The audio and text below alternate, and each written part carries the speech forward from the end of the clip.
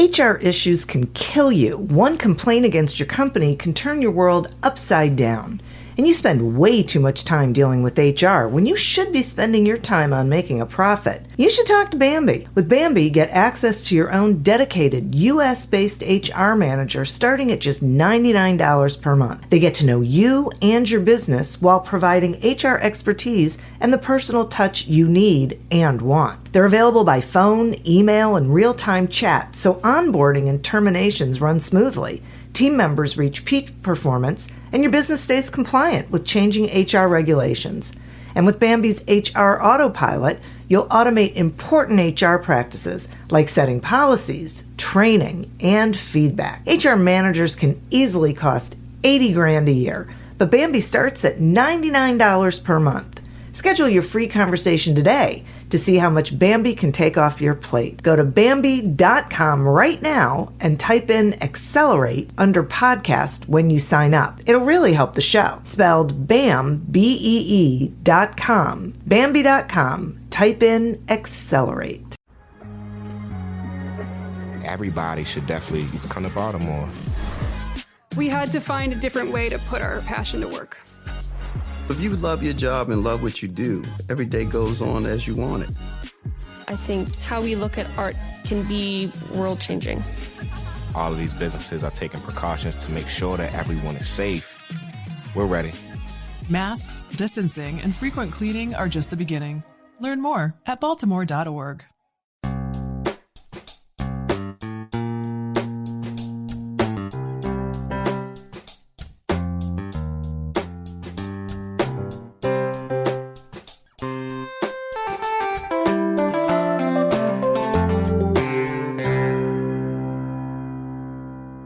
Welcome to Accelerate Your Business Growth with your host, Diane Helbig. Diane is a leading small business development and leadership coach, author, and speaker who is passionate about sharing valuable ideas, tips, and techniques with business professionals worldwide. Diane brings you the world's experts and gurus in all things business. Whether it's sales, structure, social media, planning, or plateauing, guests bring their expertise and energy to each episode. When growing your business is your focus, Accelerate Your Business Growth is the show to listen to. Got a topic or guest suggestion? Let Diane know. The goal is to make sure you have the information you need to move your business forward. Thanks for joining us. Settle in and enjoy. Hi, everybody. Thank you so much for joining me. Today's podcast is sponsored by Audible.com. We are offering you a free trial. If you go to audibletrial.com/businessgrowth, not only can you listen to audiobooks, but you can check out the other audio content they have as well. If you haven't been on the site, you're going to be pretty surprised, I think. So go on over, get that trial, check it out for yourself. Over the years, the Accelerate Your Business Growth podcast has enjoyed inclusion on lists of the best podcasts to listen to for sales, business growth, small business, entrepreneurship, leadership. We've just been really fortunate to just be on a ton of lists. And that's because of the guests. These are folks who have expertise in a particular area of business, and they join me for a conversation, a little chat, where they share that expertise with all of you. That way you can get the information you need, you can get connected to these folks, and you can do better things in your business. Today is no different. My guest today is Chris Yoko. Chris is the founder and CEO of Yoko Company. Chris focuses on helping people and the organizations they belong to pave the road to a more utopian world. He empowers heroic organizations to build and champion themselves using their most powerful asset, their web presence. Chris is an expert in web design and accessibility, digital marketing, company culture, and social responsibility. His goal for himself and those he aids is to be driven by a purpose beyond profit. Thanks so much for joining me today, Chris. Thanks for having me, Dan. I am thrilled to have you. Now, I would love it if you would explain to the listeners why you say that our web presence is our most powerful asset. Yeah, I mean, it's the one thing you have that can speak to everyone simultaneously. You know, if you're taking phone calls, if you're at a meeting, a conference, if you're doing outbound sales, inbound sales, you've always got some limiting reagent in the chemical equation of your success that is going to stall things out. Whereas your web presence is, you know, simultaneously available to everybody and is also worldwide. So organizations that used to have only a local footprint can now have an international footprint. Got it. Okay. So, you know, I said in your bio that you are looking to, you know, help these organizations pave the way toward a more utopian world, which I love that purpose. But help me understand how my web presence makes the world a better place. So a lot of it starts with thinking about the organization itself. So the folks that we help tend to fall into one of two buckets. It's people who know and already calculate the type of positive impact they want to have. And then there's those organizations that aspire to have a positive purpose, and they don't really quite know either what it is or exactly how to accomplish it. And it's interesting because obviously your web presence can help in both. In the latter case, with an organization that already knows the impact it wants to have, it's a matter of execution. The more fun one, and the one that might be more applicable to your listeners, is the one for organizations that are still trying to figure out exactly what they want that to look like. And that is where I think about the value of the web presence, not only as your marketing tool, a communication tool, a chance to interact with clients, but there's also, whenever you go through that process of, especially like rebranding and redesigning a website specifically, when done right, there's a certain amount of almost like vision boarding that happens where I kind of think of whenever you start to plant that flag as an organization, it's almost like somebody who stopped smoking, where they're like, hey, I stopped smoking finally. And it's like, okay, well, for how long? For 4 hours. Like, it's been 4 hours since I smoked. But you got to plant that flag somewhere. It's the same thing with the website. Whenever you say, we are an organization that does these things, maybe that only lasts, you know, it's only been 4 hours since you started to say that, but you put that out there and it starts to become true.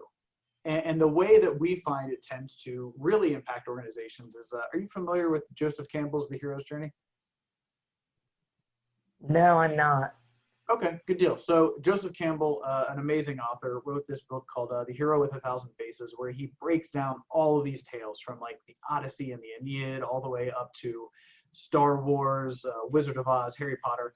All of the movies and stories you likely love follow the hero's journey, which is that the hero goes through these kind of same 12 steps. And it starts with, you know, the call to action, understanding there's a need for change, not really wanting to address it, kind of being reluctant, going through it. And there's just a path of self-transformation which happens. And that self-transformation is what enables the hero to go out and vanquish the beast, find the elixir, whatever the case might be, and then better impact their community, their cast of characters around them, and then ultimately transform the world. And what we find is when you go through a brand update or a web transformation the right way and with that kind of intentionality, it serves as that vision board that is essentially like a crucible of self-transformation. So you start to change yourself, your team starts to see like, oh, this is how we impact the world. Now I kind of have something I'm proud to show mom and dad. I'm proud to show my spouse. I'm proud to show my kids. The work I do does this kind of impact. So it's not just about the dollars and cents. It's about making an impact.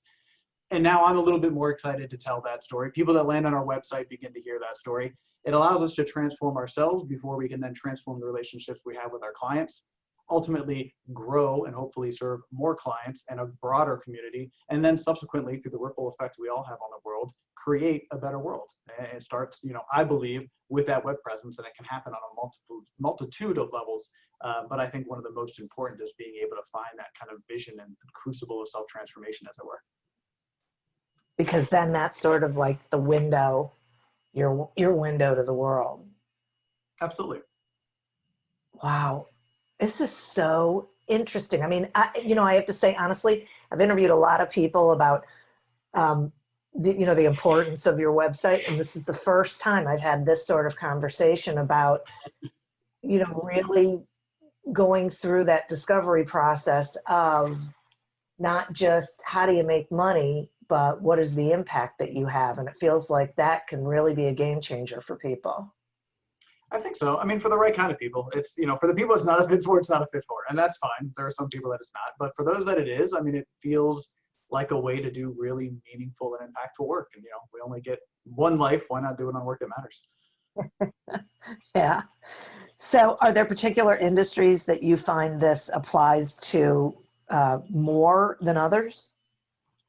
What's been interesting is a lot of people hear our spiel and they begin to assume like, oh, you work with nonprofits and NGOs.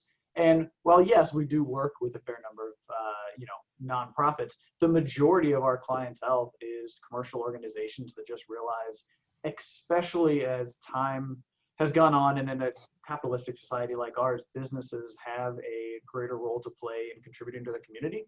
And we're an interconnected global economy now. So we're a global community. So everyone has this responsibility to help build a better world. And so a lot of the organizations we work with are commercial organizations from, SaaS and PaaS systems, all the way to healthcare organizations, associations, and organizations that used to be considered more or less, local service providers who are working on more like professional services and stuff like that, that now have the ability to have a more national or international footprint depending on the kind of work that they do. And all of them have the ability to have this positive impact. And so that's what we help them with, is both grow their business and grow their impact.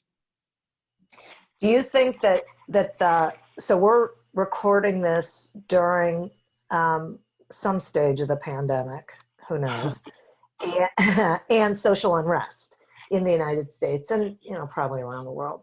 Do you find that this time people are more conscious of, the impact that they have on the world or that they could have? Do things feel different to you? I think it depends on the room you're in. I feel like there are some people that are absolutely aware of this and bear a great deal of weight, feeling an ownership for how to affect this change and how to be able to, basically move the world forward and make it more equitable. And then in some other rooms, I feel like there's a lot of, I think it's mostly fear driven.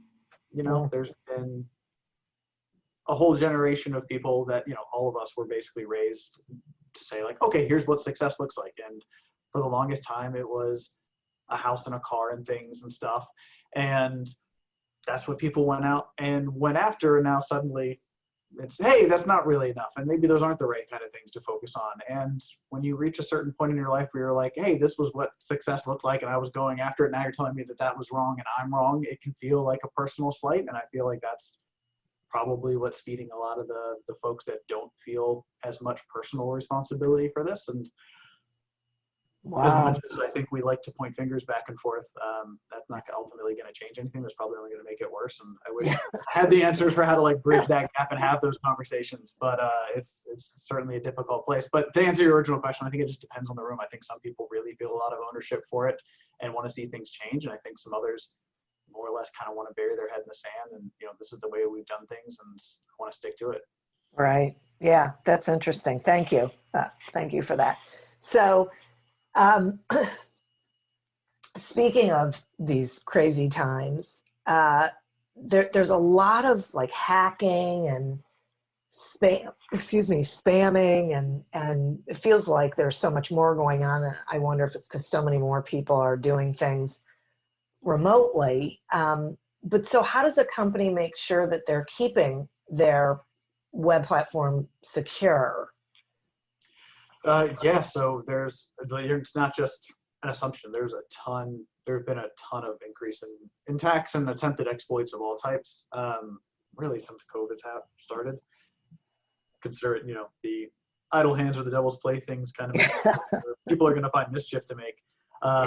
And you're right. I mean, a lot of it is people who used to be in an office where even if you weren't very technically savvy, like at least an IT person had set up your entire infrastructure to help protect you even from mistakes you might make. And now suddenly you're at home and you get an email that you're like, oh, that's a little weird. That seems a little fishy, but it's from DocuSign. It must be legitimate. And you click it and then boom, what do you know? You're infected.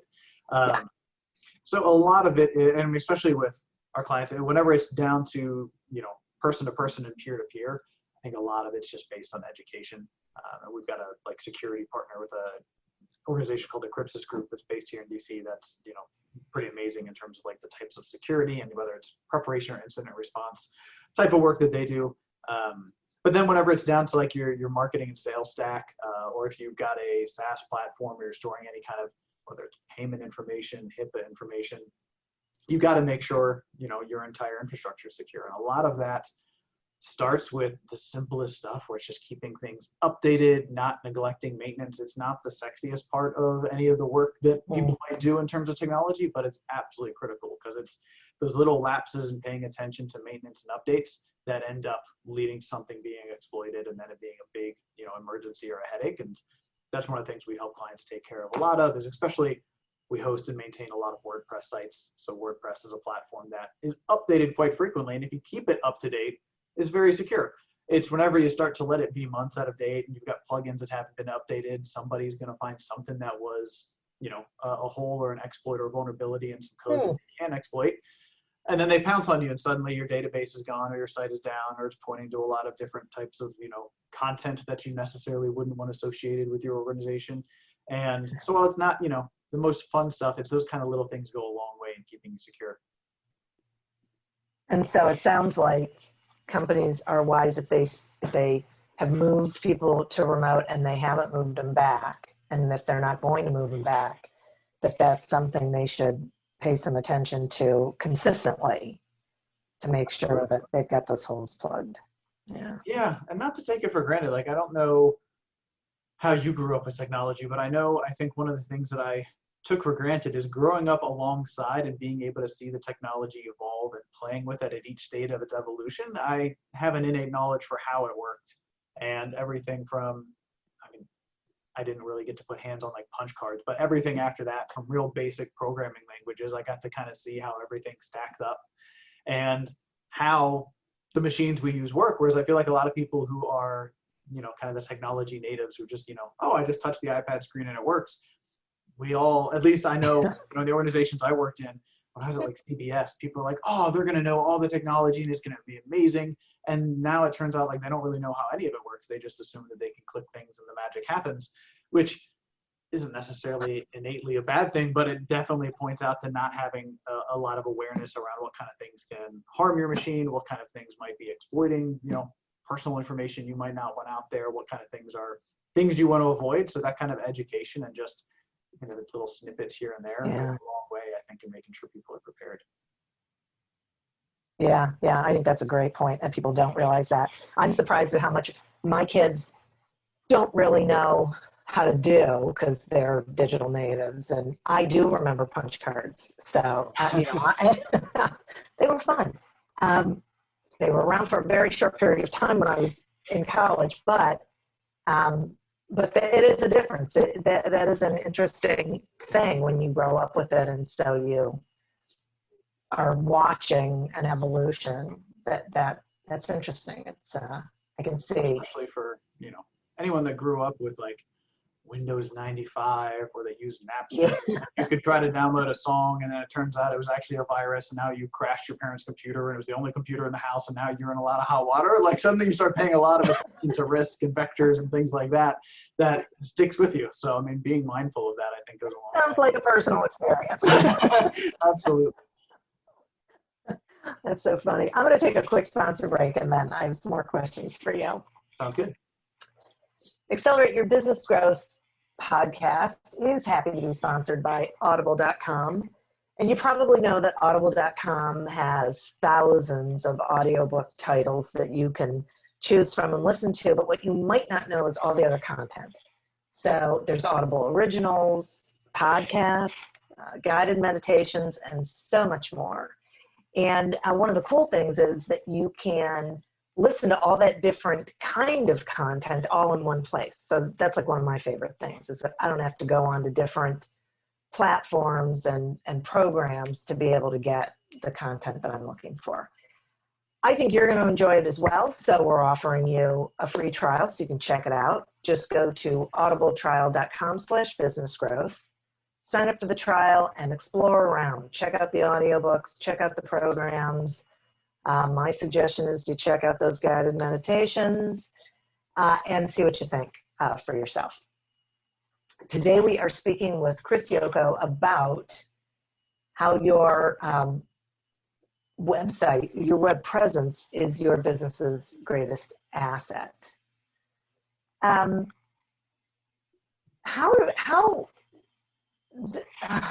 know how I want to, well, I do know how I want to ask this question, but I think a lot of people really struggle with investing in their website because they don't really know how to calculate the impact. So how should a business owner calculate the impact of their web presence?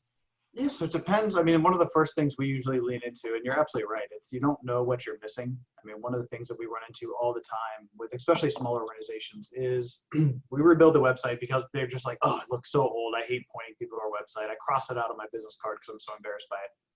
But then you ask them like, okay, well, what kind of impact does it have on your business? They're like, well, we're more word of mouth, so it doesn't really have any impact on our business, which I think is an odd combination to have somebody asking to invest in their website while they also out of the other side of their mouth say it has no impact on their business. But we'll go through, we'll kind of chat about that. And almost unanimously, after we launch the site, within a couple of months, we'll hear back, oh, what's really interesting is we get so many more word of mouth referrals right now. And ultimately you'll see, it was the word of mouth referrals were always happening. It's just people check out your website before, after they're referred. So Diane, you might say like, oh, I have this great plumber, and I might go check out his website and say, okay, this guy looks, pretty good, or this doesn't look like somebody I want to have in my house at all, and I might not reach out. So the word of mouth, introductions and referrals were always happening.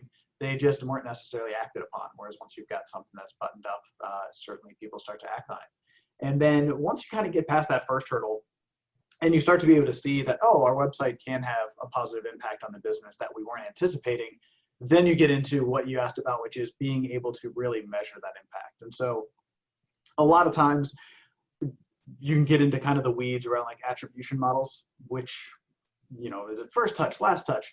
We usually recommend people consider like a multi-touch attribution strategy, which basically just means when somebody becomes a new client, do we attribute the success of that new client relationship to the last thing that they did or that touched them before they, signed an agreement with us? Is it the first thing that got them introduced to us, or is it all the touches that happened? And we're in a marketplace where maybe if you're B2C or something, a last touch or a first touch or something really makes sense. But if you're in a B2B world, it tends to be a more consultative sale. There tend to be more touches. And so a lot of times we tend to recommend people go with a multi-touch attribution strategy. And as a part of that, you should be able to, through a combination of analytics you have attached to your website, hopefully CRM and or marketing, automation or email platform, be able to look at the top line and say, okay, we got this much, search traffic. We've got this much social traffic. This much came into our website. This many users were engaged with our website. Out of our engaged users, this many contacted us or signed up for a newsletter, et cetera. This many filled out a form for a demo, and this many actually raised their hand to say that they want more information. And of all of those contacts, here's how they percolated through our sales process, and ultimately here's what was closed, and here's the overall revenue generated from these relationships. So people tend to make it a lot harder than I think it needs to be, but you kind of just look, funnel top to bottom, and if you're doing a multi-touch attribution strategy, you don't have to really be in the weeds figuring out like, okay, well, what was the most effective component of this? You just start to look at the aggregate numbers and understand what your throughput is and what your conversion rate is. And then if you begin to feel really good about your conversion rate, you increase the amount of traffic, maybe with paid media or other outside marketing activities. And if you feel like your conversion rate needs help at any point throughout the funnel, then you do what's called conversion rate optimization, CRO. And that can be work around the design, the copy, the content, the placements, the calls to action, all of those different things that just can help make incremental improvements in terms of the conversion rates on those different pages and squeeze pages to get more people signing up and to be invested in the message you have and begin to have those conversations that ultimately lead to new relationships. Okay, so that sounds to me like they have to be really clear about what matters to their clients and their prospects, so their messaging, goes down that road. Yeah, you got to be in tune, and you've got to be able to understand what applies or appeals to one audience may not be appealing to another audience type. So if you start to break your personas out or your audience out into different personas, you can begin to think about the different paths you want to go down. Maybe somebody is really interested in your product or platform because it solves issue X, whereas another person wants something that can be deployed in 2 weeks. And it's a very different conversation you're having with each of them. You need to make sure you're having the conversation that's most appropriate for that buyer. Got it.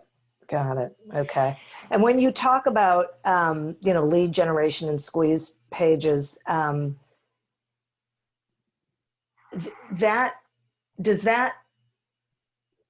do they change over time, or, once that someone has figured it out and they're getting the sort of traction that they're looking for, is that something that can stay relatively consistent? You'll usually want to update them on a somewhat regular basis, but you also don't want to mess with what's working, right? If it's not broken, don't fix it. So once you start to find a combination that works, you usually set that on autopilot to some extent. And then what we would do is usually some minor A/B testing. So you never want to take it for granted and just kind of set it on the back burner. So you want to do some minor A/B testing, see if you can continue to improve it. The other thing you'll tend to find is, depending on how saturated your market is, if you kind of have creative fatigue, so it's just like, hey, like this messaging, it's saturated the market, people just aren't really listening to it anymore, then you've absolutely got to continue to evolve. So that depends a little bit more on your sales cycle and kind of the pacing of your market as to how often you need to refresh and update those things. But if you're keeping an eye on how they're performing, as long as it's performing and generating a return, let it keep on keeping on. Right. Okay. And so, speaking of that, you just made me think of something, that so many industries are crowded. There are so many people saying the same things that just makes me think it's even that much more important to go through the process of, how your website is telling your story. I think so. I think one of the things you're seeing on all forms of media on the web is, like, obviously, one, there's far more people on the planet than there used to be. So like some of the old philosophies around marketing and communications and branding don't necessarily apply in the same ways. And you can take a lesson from thinking about things like music or TV.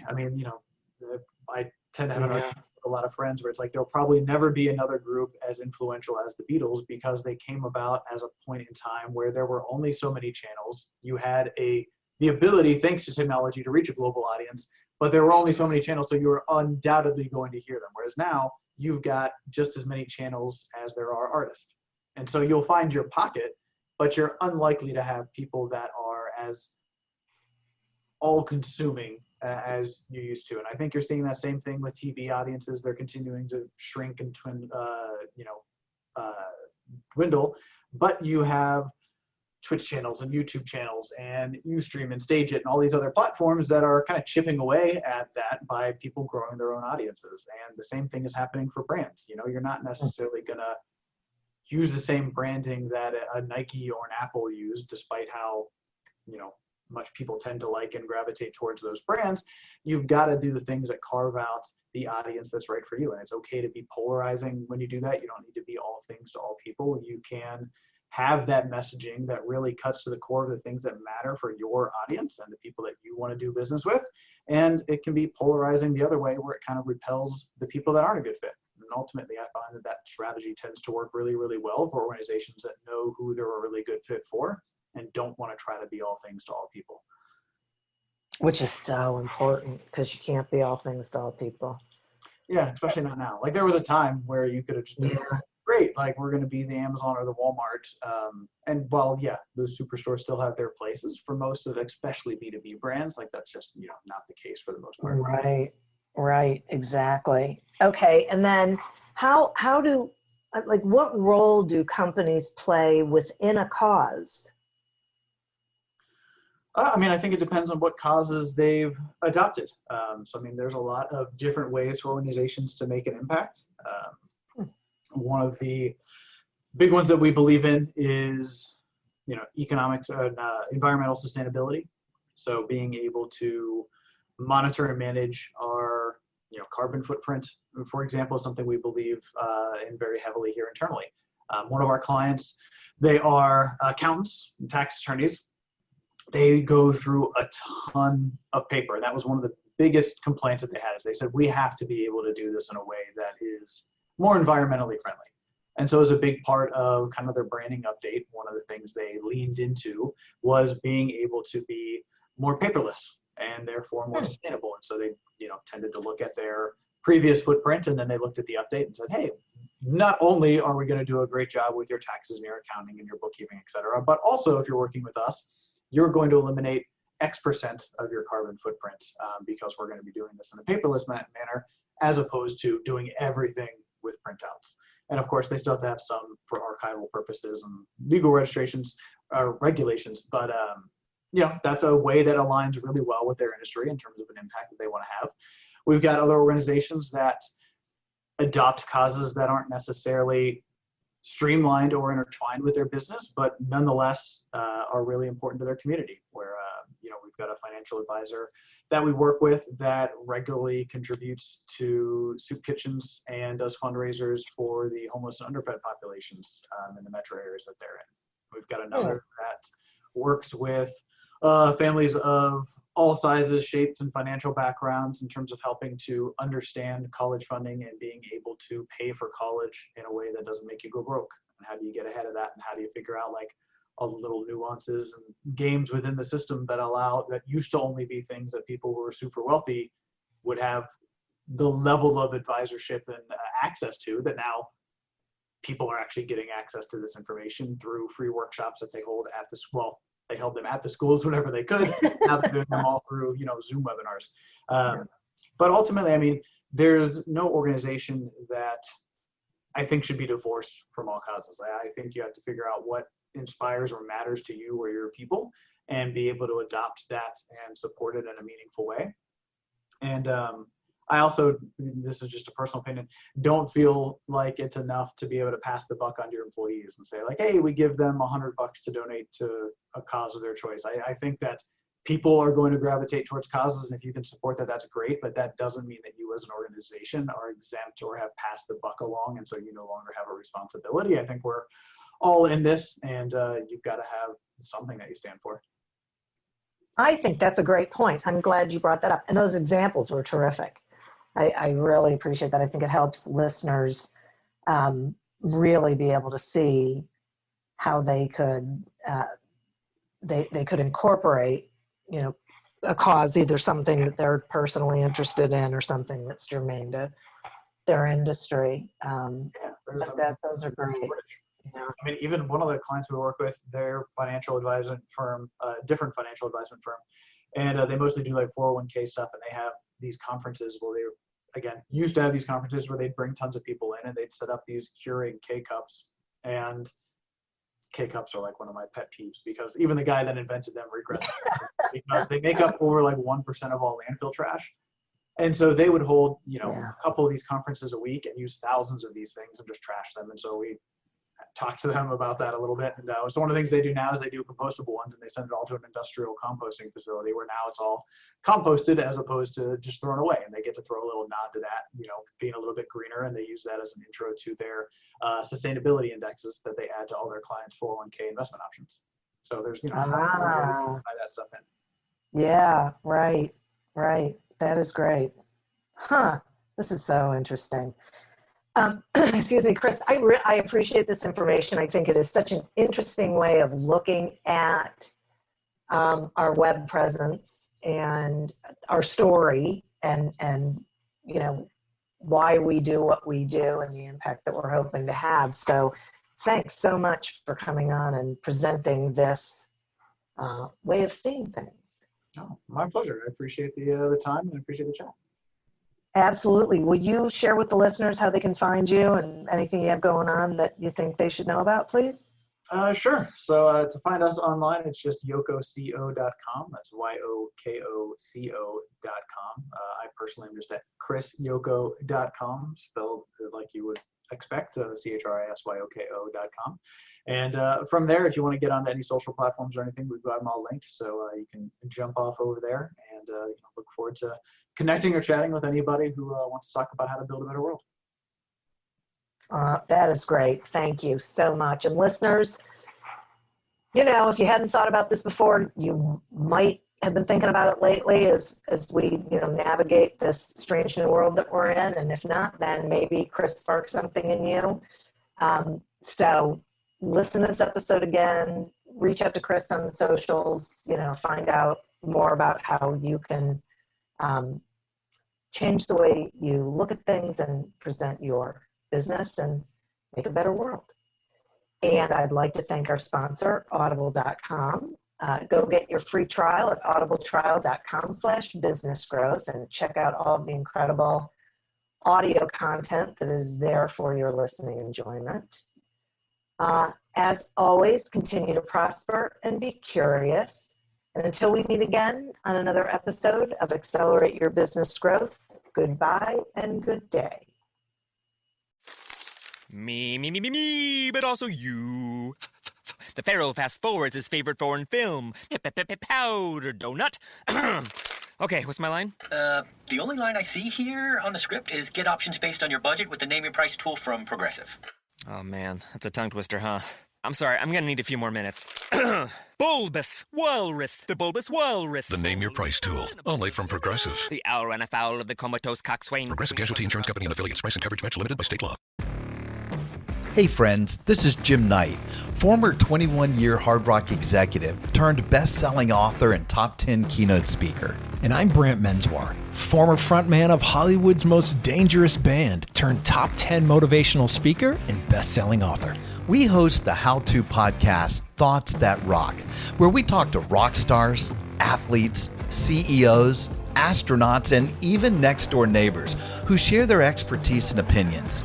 Together, we tackle the most interesting and challenging topics of today. Whether you want to learn how to become more confident, how to deal with anxiety at work, or how to write a hit song, or use Brazilian Jiu-Jitsu in life, we've got hundreds of episodes to help amp up your life and move you forward. Subscribe to Thoughts That Rock wherever you listen to podcasts, and check out evergreenpodcast.com for more information.